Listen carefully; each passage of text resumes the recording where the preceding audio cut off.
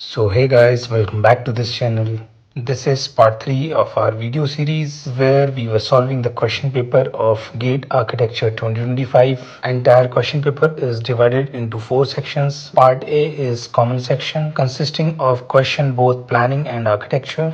Part B and C are optional where you will have a choice to choose between architecture or planning.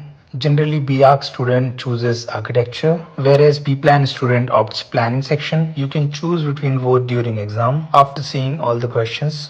Other than this question paper contains aptitude section, and in this video, we are going to solve this common aptitude section. So once again, welcome back to this channel. My name is Rahul and you're watching Architecture and Planning with Rahul. So let's start with today's first question. In this question, we have to find the relation between two words. On the basis of this, we have to find a word which is in similar relationship with the third word. Our first set of words are fish is to shoal, and on the basis of this, what will be loin is to. So fish is a single unit and its group is called shoal. Similarly, a loin is a singular and a group of loin is called a pride. Therefore, the correct answer of this question is option A, pride. Let's move to the next question. Identify the grammatically correct sentence. And the correct answer of this question is option A. It is I who am responsible for this fiasco. Let's see next question. So this question is related to time, speed and distance. We will read this question and try to imagine the scenario. First, we will see what is given in the question. So let's see what is given. Both the car P and Q starts from point X at 10 a.m. Car P travels north at 25 km per hour. That means car P is 25 km away towards north of point X after traveling 1 hour, that is at 11 a.m. Whereas car Q travels east with a speed of 30 km per hour. Therefore, car Q will be 30 km away at 11 a.m. But after some times, car Q stops at a point which is not given in the question. Car P continuously travels without taking any break with the same speed of 25 km per hour, and as per question, they are at the same distance from point X after traveling 1 hour and 30 minutes, that is 11:30 am. From here, we can get the total distance traveled by car P and car Q because both are at the same distance from point X by a very common formula, that is speed equals to distance upon time. So if a car travels 25 km in 1 hour, then it will travel only 12.5 in just half an hour. So car P is 37.5 km away from point X after traveling 1 hour and 30 minutes. According to question, P and Q are at the same distance at 11:30 am. Therefore, Q also travels some distance which is denoted by x kilometer. Now we need to find the value of x in order to calculate the total time taken by Q. At 11:30 am, the distance between XP and XQ is same, that is 37.5 km. Therefore, from the same formula, we can get the value of x, that is 7.5 km. As per the question, we need to determine for how much time the car Q stopped.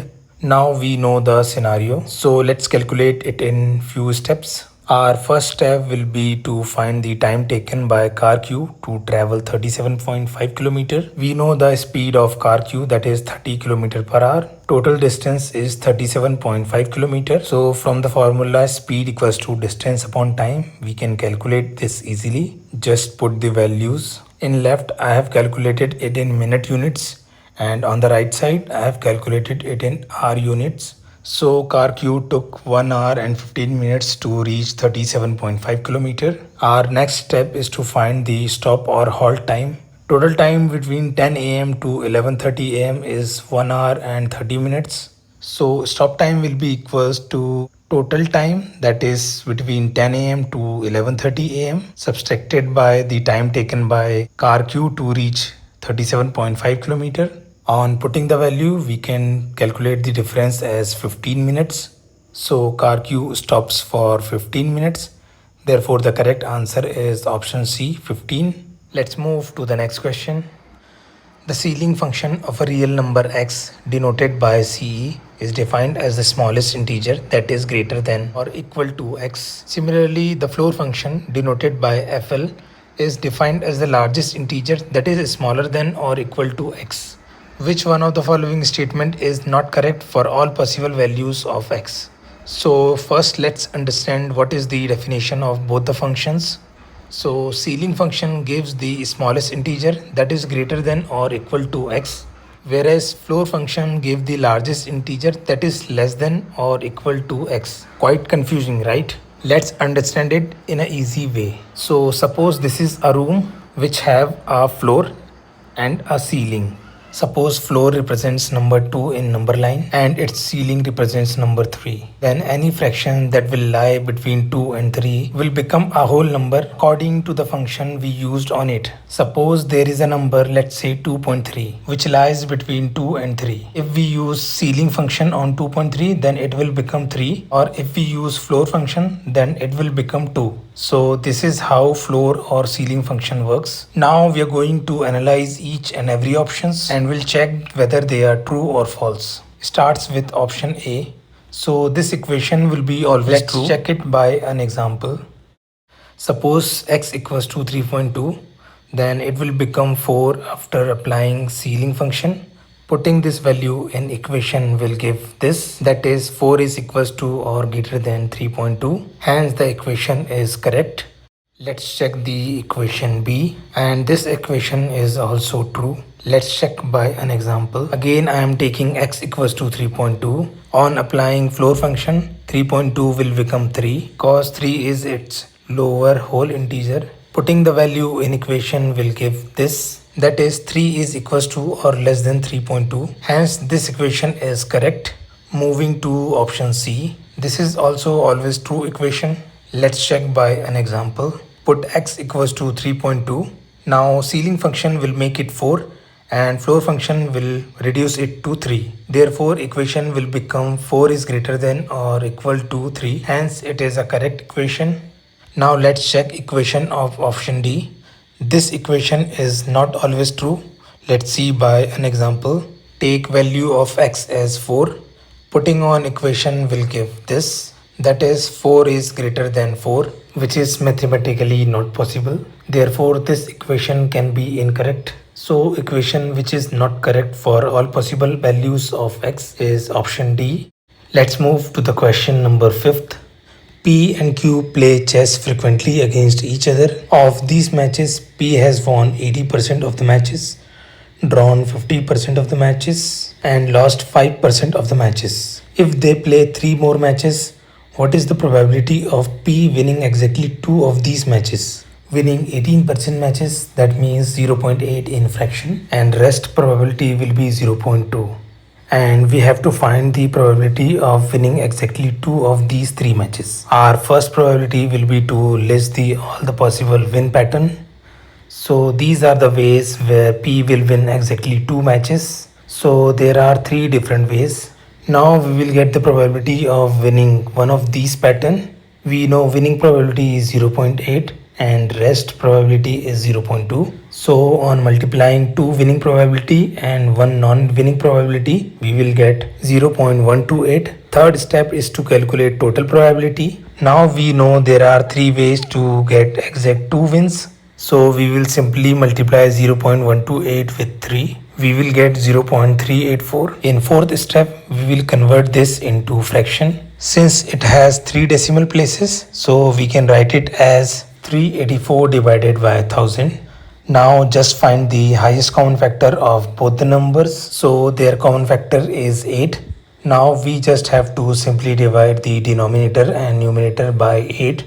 On dividing, we will get 48 upon 125. Therefore, the correct answer of this question is option A, 48 upon 125. Let's go to next question. Identify the options that has the most appropriate sequence such that a coherent paragraph is formed. So basically you have to arrange these sentences in a correct sequence. First sentence will be about 100 years ago. The news that gold had been discovered in Kolar spread like wildfire and the whole state was in raptures. Second sentence will be option P. At once, without thinking much, people rushed towards the city in hordes with the sole aim of grabbing as much as gold as they could. So the first sentence introduces us about Kolar field. Second sentence, that is P, talks about the activities that are happening in Kolar gold field. Next sentence in this sequence is R. All of them thought they could lay their hands on the gold and become wealthy overnight. And the last sentence will be Q, which generally contain a conclusion. Therefore, the correct answer of this question is option D. Let's move to the next question. If height is coded as 19, 23, 7, 11 and cage is coded as 5 to 17, 11, then what is the code for high? So we know the code for hide and cage. Both these codes share some common letters with word high. So we will write the code for their respective letters. Start with H and its code is 19. Code for I is 23. For G we have 17 and H is again 19. Therefore the correct answer of this question will be option D. Let's move to the next question. The given figure is reflected about the horizontal dashed line and then rotated clockwise by 90 degree about an axis perpendicular to the plane of the figure. So this is the dashed line. Now focus on these two shapes which are very close to this line. The question first says the figure is reflected. So we will try to imagine its mirror and this is how its mirror will look like. According to question, we have to rotate it clockwise by 90 degree. On rotating, it will look like this. So this rotated figure is matching with option B. Therefore, option B is the correct answer of this question. Let's see next question. Which one of the following option has the correct sequence of objects arranged in the increasing number of mirror lines or the line of symmetry? So lines of symmetry are imaginary lines that cuts an object into two parts that are mirror images of each other. Now let's look into shapes one by one. First is circle. A circle has an infinite number of mirror lines which are passing through its center. Next shape is square, which have total 4 mirror lines. 2 of them divide it by its sides and the other 2 divides it diagonally. Third given shape is equilateral triangle. All sides of equilateral triangles are equal and it have total 3 mirror lines passing each sides and the center. And the fourth given shape is isosceles triangle. So in isosceles triangle, only 2 sides are of equal length and an isosceles triangle only have 1 mirror line that you can see on the screen. Let's arrange it in increasing order of their number of mirror lines. So first will be isosceles triangle, then equilateral triangle, followed by square, at last circle, which have infinite number of mirror lines. Therefore, the correct answer of this question is option B. Let's move to the last question of this video. A final year student appears for a placement interview in 2 companies, S and T. Based on her interview performance, she estimates the probability of receiving job offer from companies S and T to be 0.8 and 0.6 respectively. Let P be the probability that she receives job offer from both companies. Select the most appropriate option. First, take a look at what is given. Let's assume these circles are the interview given by student. One is of S and the other is of T company. On merging this, we will get the probability that she gets offer from both, which is represented by S intersection T. So let's solve this question in few steps. First step, to apply union formula for these 2 events. So probability of S union T will be equal to the sum of probability of S and T minus probability of S intersection T. From this formula, we will get the probability of getting offer from at least one company. Probability of event S and T is given in the question. On putting this, we will get this. That is S union T is equals to 1.4 minus P. Now we will apply the conditions. Since probability of an event cannot be greater than 1, therefore probability of S union T will be less than or equal to 1. Hence the above equation will become p greater than or equal to 0.4. This will become our lower limit. Our step 3 is to find the upper limit on p. So p, that is s intersection t, will be less than or equal to the minimum value of probability of S event or probability of T event, because probability of occurrence of both the event cannot be greater than the occurrence of their individual probability. Since the lower probability is 0.6, therefore value of P will be less than or equal to 0.6. Now we have both lower and upper limit for P. Therefore the final range of P will be combination of step 2 and 3. That is, value of P will be greater than or equal to 0.4 but less than or equal to 0.6. Therefore, the correct answer of this question is option B. So friends, these were all the questions that were asked in GATE 2025 in Aptitude section. I hope you understood all the concept. Don't forget to give a like. It will surely motivate me to make more such content. Do share with your friends who are preparing for GATE architecture or other exams. And if you are new, then don't forget to hit the subscribe button. You can also turn on notification bell.